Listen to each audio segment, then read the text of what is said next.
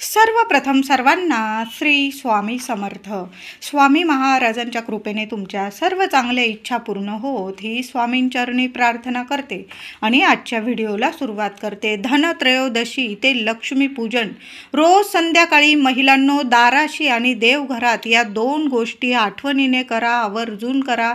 आयुष्यभर तुम्ही तुमच्या घरात लक्ष्मी बनून जगाल आणि मुलांच्या अडचणी असतील एका रात्रीत संपून जाईल. एका रात्रीत मुलांच्या आयुष्यात सोनं होईल, प्रगती मिळेल, कुटुंबाचं कल्याण होईल, कुटुंबात भरभराट होईल, पतिदेवांची मुलांना भरभरून यश प्रगती मिळायला लागेल आणि सोन्यासारखे दिवस येतील. म्हणून धनत्रयोदशी ते लक्ष्मीपूजन आठवणीने या काही गोष्टी मी आता सांगत आहे त्या आवर्जून करायच्या आहे. त्याचबरोबर यंदाचं लक्ष्मीपूजन मंगळवारी आल्याने आपल्या माता लक्ष्मीला, आपल्या कुलस्वामिनीला प्रसन्न करणारे हे 5-6 रंग आता मी तुम्हाला सांगणार आहे. या रंगाच्या साड्या किंवा पुरुष मंडळी असतील या शुभ रंगाचे कपडे घालून जर आपण लक्ष्मी पूजन केलं, माता लक्ष्मीची, कुलस्वामिनीची सेवा केली तर खरंच सोन्यासारखे अनुभव येतील. तर आजच्या व्हिडिओमध्ये संपूर्ण माहिती जाणून घेणार आहोत. त्याआधी तुम्ही आपल्या चॅनलवर नवीन असाल कृपया आपल्या चॅनलला नक्की सबस्क्राईब करा. कमेंटमध्ये माता लक्ष्मीचा ओम श्रीम नमः या मंत्राचा जप लिहायला अजिबात विसरू नका. किमान एक वेळा तरी ओम श्रीम नमः नाहीतर ओम महालक्ष्मे नमः या मंत्राचा जप एक वेळा जरी लिहिला तरी चालेल किंवा सर्वांनी लिहा. श्री स्वामी समर्थ. तर 2025 मधील दिवाळी खरी 17 ऑक्टोबर शुक्रवारपासून सुरू होत आहे. वसुबारस, रमा एकादशी याच दिवसापासून दिवाळीचा पहिला दिवा आपल्या घरात अंगणात लागत असतो. ज्यांचे घरी गाय तेथे विठ्ठलाचे पाय असं म्हटलेलंच आहे. म्हणून या दिवशी आपण सर्वच महिला, दादा, पुरुष लोक असतील किंवा महिला सर्वच जण आपण वसुबारसेला गाय वासराची छान अशी पूजा करत असतो. आपल्या घराचं सुद्धा गोकुळ व्हावं प्रत्येकाला वाटतं. म्हणून गाय वासराची पूजा या दिवशी जरूर करा. महिलांनो, गाय वासराची मूर्ती आणायची असेल आणि स्थापन करायची असेल, छान दिवस आहे. वसुबारसेच्या आधी जरी आणली किंवा त्याच दिवशी जरी तुम्ही छानशी मूर्ती घेऊन आला, पितळाची आणली असेल, देवघरात सुद्धा तुम्ही तुमच्या हाताने सुद्धा स्थापना करू शकता. नाही तुम्ही ब्राह्मणाला बोलवलं, तुम्ही स्वतः अभिषेक घाला दुधाने, गाईच्या दुधाने. वसुबारसेला गाय वासराच्या मूर्तीवर दुधाने, गाईच्या कच्च्या दुधाने अभिषेक घाला. 11 वेळा घाला, 21 वेळा घाला, जास्तीत जास्त वेळा घाला आणि ती मूर्ती देवघरात छान स्थापन करायची आहे. खूप छान अनुभव येतील आणि छान अशी संध्याकाळी वसुबारसेची छान पूजा करा. लेकरा बाळांसह आपल्याला देवघरात आपल्या किंवा वेगळा पाठ मांडून तुम्ही पूजा करत असाल तर तिथं छान अशी पूजा करायची आहे. तर काही लोक दिवाळीची सुरुवात ही धनत्रयोदशीपासून दिवाळीला सुरुवात करतात. तर येत्या 18 ऑक्टोबरला शनिवारी धनत्रयोदशी आलेली आहे. 20 ऑक्टोबरला सोमवारी नरक चतुर्दशी आलेली आहे. दिवाळीचे सर्वात मोठे अभ्यंग स्नान दिवाळीत काही घरांमध्ये वसुबारसेपासून मुलाबाळांपासून मोठे व्यक्तीसुद्धा अभ्यंग स्नानास सुरुवात करतात. म्हणजे काही घरांमध्ये बघा, आपण नरक चतुर्दशी ते भाऊबीज होईपर्यंत किंवा बलिप्रतिपदा दिवाळीच्या पाडव्यापर्यंत अभ्यंग स्नान करतात. तर काही घरांमध्ये वसुबारसेपासून अगदी दिवाळी संपेपर्यंत, भाऊबीज होईपर्यंत 5-6 दिवस लगातार रोज अभ्यंग स्नान मुलाबाळांना घातलं जातं. मोठी व्यक्ती असतील, महिला असतील, सर्व उठणं, तेल वगैरे लावून अभ्यंग स्नान करतात. ज्याची त्याची परंपरेनुसार आपण दिवाळी साजरी करत असतो. तर दिवाळीच्या दिवसांमध्ये अभ्यंग स्नान रोज करावे. पहाटे उठून सूर्योदयाच्या आधी अभ्यंग स्नान करावे आणि सूर्याचं दर्शन जरूर घ्यावं, नमस्कार करावा. तुम्हाला सूर्यदेवांना अर्घ्य द्यायचं, तुम्ही अर्घ्य द्यायचं आहे, नमस्कार करायचा आहे. आपल्या आयुष्यातील अंधार दूर होऊन आनंदाचा, आरोग्याचा प्रकाश घेऊन माता लक्ष्मी आपल्या घरात प्रवेश करते आणि आपलं आयुष्य प्रकाशमय बनवून देत असते. म्हणून दिवाळीत अभ्यंग स्नानास खूप महत्त्व आहे. सर्वांनी अभ्यंग स्नान जरूर करा. तुम्हाला दिवाळीच्या पहिल्याच दिवशी वसुबारसेपासून किंवा धनत्रयोदशीपासून करायचं असेल, काही ठिकाणी नरक चतुर्दशी ते भाऊबीजपर्यंत करता, बलिप्रतिपदापर्यंत तुमची जशी पद्धत आहे ना अभ्यंग स्नानाची तशाच पद्धतीने करायचं आहे. जरासं लवकर उठा पहाटे आणि सूर्योदयाच्या आधी आपलं अभ्यंग स्नान झालं पाहिजे. मुलांना सुद्धा जर असं लवकर उठवा आणि अभ्यंग स्नानानंतर आधी सूर्यनारायणाचं दर्शन घ्यायला सांगा. सोन्यासारखं आयुष्य घडणार आहे. त्याचबरोबर वर्षातील सर्वात मोठे लक्ष्मीपूजन म्हणजे 21 ऑक्टोबर 2025 मंगळवारी आलं आहे. अतिशय शुभ दिवस आहे. लक्ष्मीनारायणांच्या सेवेचा, पूजेचाच हा दिवस आहे. या दिवशी मंगळवारी लक्ष्मीपूजन आल्याने खूपच दुर्मिळ योग आलेला आहे. आश्विन अमावस्या, दर्श अमावस्या 20 ऑक्टोबरला सोमवारी, नरक चतुर्दशी दिवशी दुपारी 3:43 ही चावदस तिथी असणार आहे आणि मग दुपारी 3:44 आश्विन अमावस्या प्रारंभ होणार आहे. कळालं असेल माझ्या महिलांना, 20 ऑक्टोबरला दुपारी 3:43 चावदस तिथी म्हणजे नरक चतुर्दशी हा दिवस, ही तिथी संपणार आणि 3:44 पासून आश्विन अमावस्या, दर्श अमावस्येला प्रारंभ होणार आहे आणि 21 ऑक्टोबर मंगळवार रोजी सायंकाळी 5:54 ही अमावस्या तिथी संपणार आहे. बऱ्याच लोकांना, माझ्या महिलांना मनात प्रश्न असेल की आपण लक्ष्मीपूजन हे अमावस्या तिथीतच करत असतो, मग 21 ऑक्टोबरला सायंकाळी 5:54 अमावस्या तिथी असेल तर लक्ष्मीपूजन केव्हा आणि कसं करायचं? तर जी तिथी सूर्योदय बघत असते, सूर्य उगवताना जी तिथी बघत असते, तीच तिथी संपूर्ण दिवस रात्र मानली जाते असं शास्त्रात लिहिलेलं आहे, म्हटलेलं आहे. म्हणून 21 ऑक्टोबरलाच आश्विन अमावस्या लक्ष्मीपूजन आपल्याला सर्वांना साजरी करायचं आहे. म्हणून लक्ष्मीपूजन शास्त्रानुसार लक्ष्मीपूजन येत्या 21 ऑक्टोबरलाच करायचं आहे. तर या वर्षाचा लक्ष्मीपूजनाचा शुभ मुहूर्त संध्याकाळी 6:10 पासून ते रात्री 8:40 या शुभ मुहूर्तावर लक्ष्मीपूजन करायचं आहे. कळालं असेल सर्वांना. यावर्षी 21 ऑक्टोबर 2025 मंगळवार रोजी लक्ष्मीपूजनाचा शुभ मुहूर्त संध्याकाळी 6:10 पासून ते रात्री 8:40 या शुभ मुहूर्तावर आपल्याला लक्ष्मीपूजन करायचं आहे. महिलांनी 21 ऑक्टोबरला अमावस्येत सकाळी, दुपारी, संध्याकाळी या गोष्टी आठवणीने जरूर करायच्या. सकाळी खडं मीठ पाण्यात टाकून सर्वांनी अभ्यंग स्नान करायचं आहे. जरी तुम्ही उटणं लावत आहात, जरी तुम्ही इतर पदार्थ तुम्ही टाकत असाल पाण्यात, तरी पण थोडंसं खडं मीठ जरूर महिलांनो, लहान लेकरांना सुद्धा उपाय करा. थोडंसं खडं मीठ आंघोळीच्या पाण्यात जरूर टाका. तुम्ही डोक्यावरून पाणी घेताय चालेल, पण थोडंसं, अगदी जास्त नाही, 2-4 खडे मिठाचे टाका. अनुभव चांगले येतील. जे काही शारीरिक मानसिक त्रास असतात निघून जातात. आरोग्यविषयी समस्या असतील, ग्रह दोष असतील, कुंडलीतील चंद्र मजबूत नसेल, काही वेळा गुरु किंवा चंद्र मजबूत नसेल कुंडलीतील, कामं बिघडतात. म्हणून अशा गोष्टी जर घडत असतील तर अमावस्या तिथीत आणि मोठी अमावस्या, वर्षातली मोठी अमावस्या, थोडंसं खडं मीठ टाका आंघोळीच्या पाण्यात. लक्ष्मी आकर्षित होईल तुमच्याकडं आणि म्हणून हा उपाय सर्वांनी जरूर करा. पुरुष दादा, महिला, लहान लेकरं, अगदी थोडंसं टाकलं चालेल. 4-5 खडे मिठाचे टाका. चांगलं विरघळून घ्या. टाकले मिठाचे खडे आणि लगेच अंगावर पाणी घेता असं नाही. थोडे खडे हाताने विरघळून घ्या आणि ते पाणी लहान मुलांना सुद्धा घ्या. पुरुष दादा असतील, महिला असतील, सर्वांनी जरूर हा उपाय करा. त्याचबरोबर महिलांनो, घराची फरशी पुसताना लक्ष्मीपूजनाच्या दिवशी आवर्जून घराची फरशी पुसताना सुद्धा थोडंसं खडं मीठ टाका पाण्यात, गोमूत्र टाका, हळद टाका, कापराची वडी बारीक करून टाका आणि थोडंसं गुलाबजल या वस्तू आठवणीने टाका. वर्षातलं मोठं लक्ष्मीपूजन आहे. सोन्यासारखे अनुभव येतील.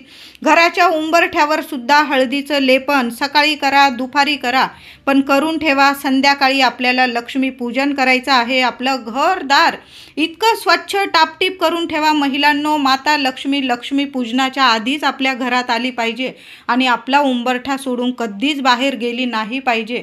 अशा गोष्टी आपल्याला या दिवशी जरूर करायच्या आहे. हळदीचं लेपन प्रत्येक महिलेने जरूर करा. हळद घ्या, गोमूत्र घ्या, तुमच्याकडं गुलाबजल असेल, थोडीशी दालचिनीची पावडर टाकली तुम्ही त्या हळदीमध्ये, गोमूत्रामध्ये चालेल. या सर्व वस्तू नीट मिक्स करा आणि आपल्या घराच्या मुख्य उंबरठ्यावर छान हळदीचं लेपन करा. तुमच्याकडं दालचिनीची पावडर नसेल, किमान गोमूत्र आणि हळद तर असेल, घेऊन या आणि हळद आणि गोमूत्राचं लेपन प्रत्येक प्रत्येक घराच्या उंबरठ्यावर लक्ष्मीपूजनाच्या दिवशी आधी झालंच पाहिजे आणि मगच लक्ष्मीपूजन आपल्याला करायचं आहे।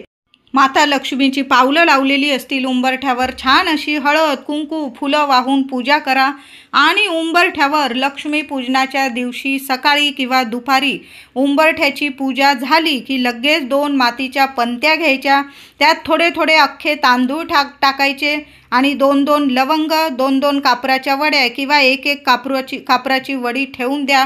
दिवसभर राहू द्यायचं आहे। लक्ष्मीपूजन झाल्यानंतर आपली आरती वगैरे झाल्यानंतर महिलांनी सर्वांनी उंबरठ्या बाहेर जायचं आहे।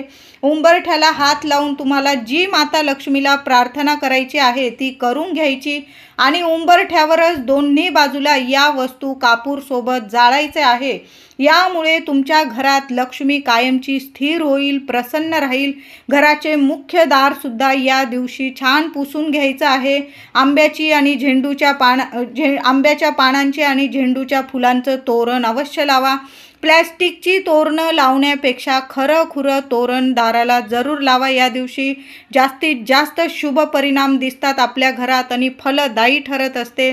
बाकी तुम्ही संपूर्ण घराची दाराची सजावट करू शकतात।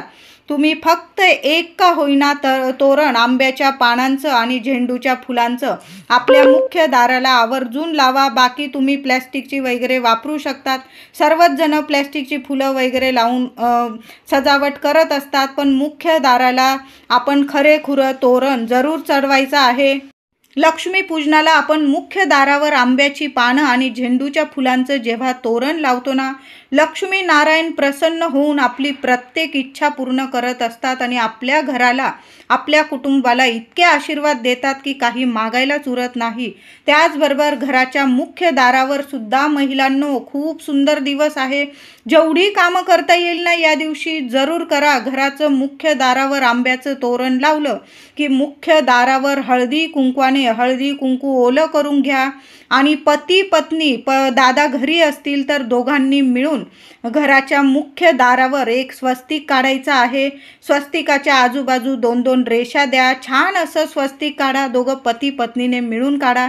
लक्ष्मी नारायण प्रसन्न होतील। देवघरावर एक स्वस्तिक काढा।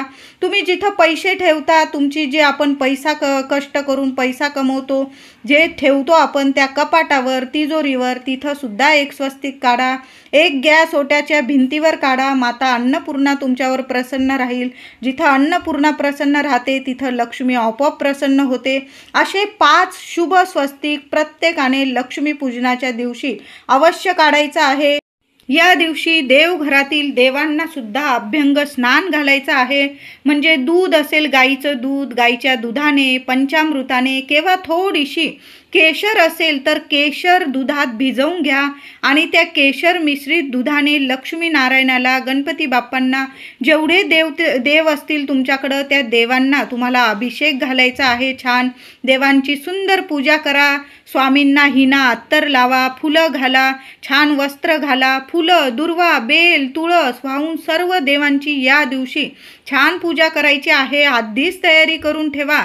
सर्व वस्तू हाताशी असतील ना आणून ठेवलेल्या महिलांनो, सुंदर पूजा केली आपल्याला सुद्धा छान वाटतं आणि आपले देवी देवता खूप प्रसन्न होतात। लक्ष्मी पूजन आहे, कशाचीच कमी पडू देऊ नका। आपल्याला सुद्धा आयुष्यभर माता लक्ष्मी कशाचीच कमी पडू देणार नाही।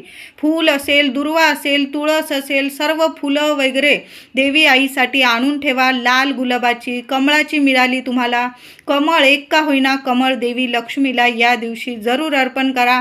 नाहीच मिळालं लाल गुलाब तर मिळेल तुम्हाला, लाल गुलाब नाही मिळालं गुलाबी गुलाब मिळेल तुम्हाला, नक्की घेऊन या। देवी आईला कमळ, गुलाब, झेंडूची फुलं हे फुलं खूप प्रिय आहे।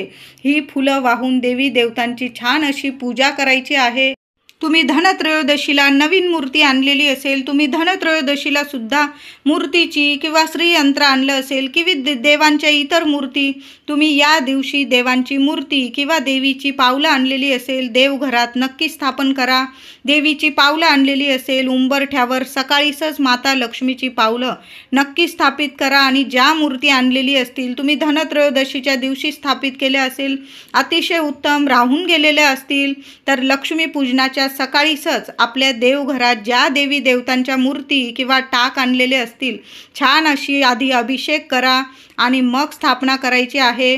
माता लक्ष्मीची पावलं उंबरठ्यावर हळदीचं लेपन करण्याआधी छान अशी चिटकवून द्यायची आहे, म्हणजे स्थापित करायची आहे। मुख्य दारावर तुम्ही काही शुभ चिन्ह आणलेली असेल तर सुशोभित करणारे, माता लक्ष्मीला आकर्षित करणारे शुभ चिन्ह आणलेले असतील तर सकाळी अशा गोष्टी महिलांनो आधीच करून ठेवा, म्हणजे लक्ष्मी पूजनाच्या वेळी तुम्हाला अशी गडबड होणार नाही। आपण हे राहून गेलं ते राहून गेलं म्हणून सकाळीच अभ्यंग स्नान झालं, जेवण वगैरे लवकर आटोपून घ्या आणि या सर्व गोष्टी आपण लवकर दुपारपर्यंत जरूर करून घ्या।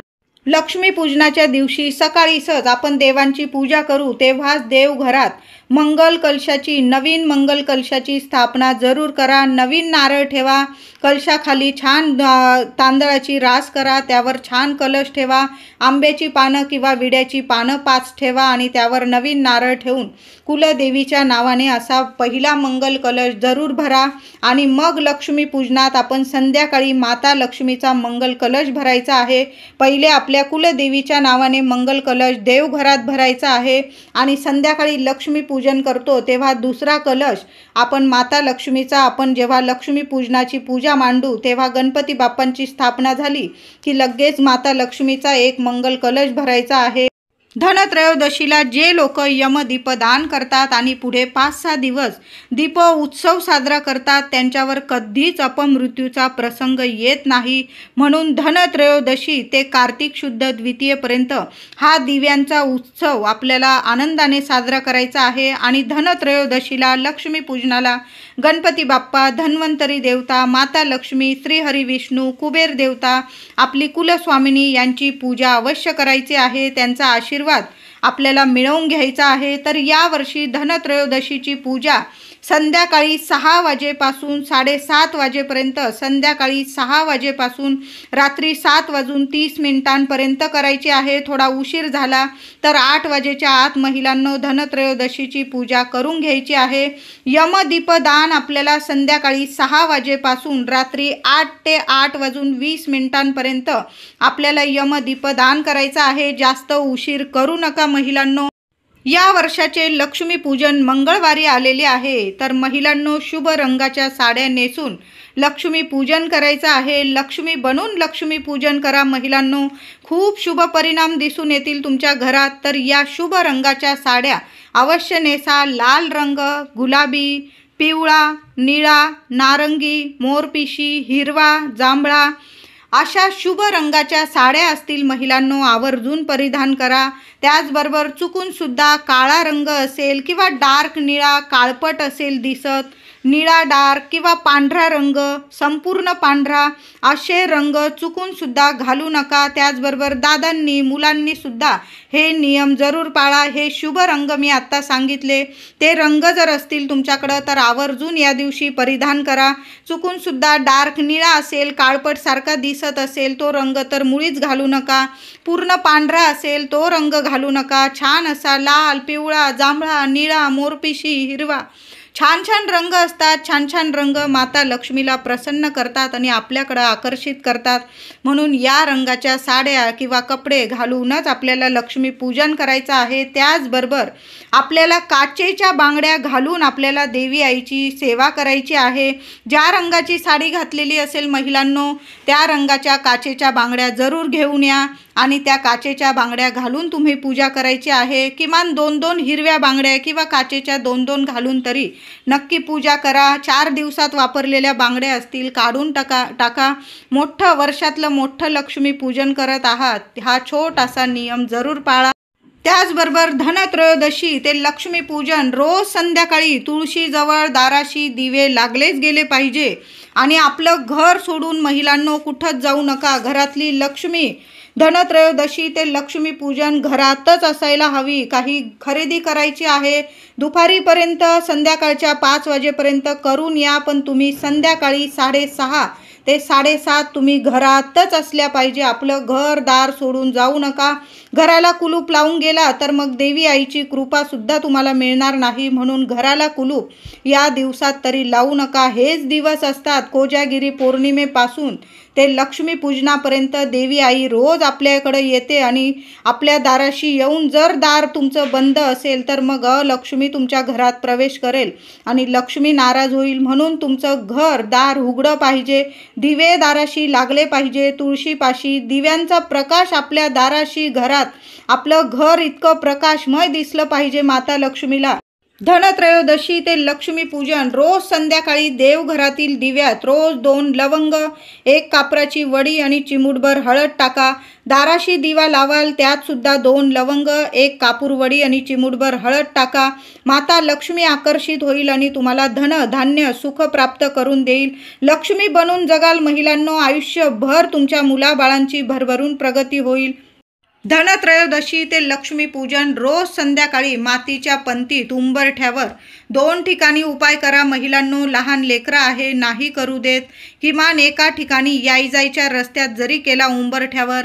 मातीची छोटीशी पंती घ्या, त्यावर थोडेसे तांदूळ ठेवा चिमूटभर, 1-2 कापराच्या वड्या आणि 2 लवंग ठेवा आणि हे जाळून टाकायचं आहे. रोज संध्याकाळी हे 2-3 दिवस तरी हा उपाय जरूर करा.